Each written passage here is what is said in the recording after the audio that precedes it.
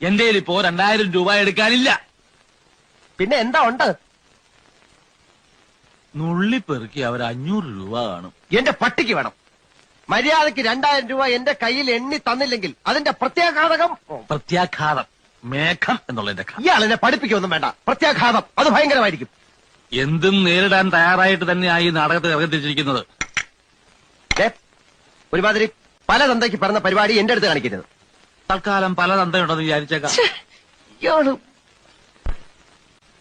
ഞാൻ പോവാന്ന്. അതെ, കുറച്ച് പതുക്കെ പറഞ്ഞാലും കേൾക്കാം. പിന്നെന്താ ഞെട്ടാത്തത്? സാധാരണ ഇത്ര നിസ്സാര കാര്യങ്ങൾക്ക് ഞാൻ ഞെട്ടാറില്ല. ഓഹോ, പിന്നെ ഞാനങ്ങനെ വെറുതെ പോകുന്നൊന്നും വിചാരിക്കണ്ട. ഈ വിവരം മുഴുവൻ ആ മൂപ്പിലാനെ കണ്ട് ധരിപ്പിച്ചിട്ടേ ഞാൻ പോവും. ഒരു ചാൻസ് കൂടെ തരാം. 250 250 ഉറപ്പിക്കുന്നോ? രണ്ടുപേരോടും കൂടെ ചോദിക്കുന്നത്.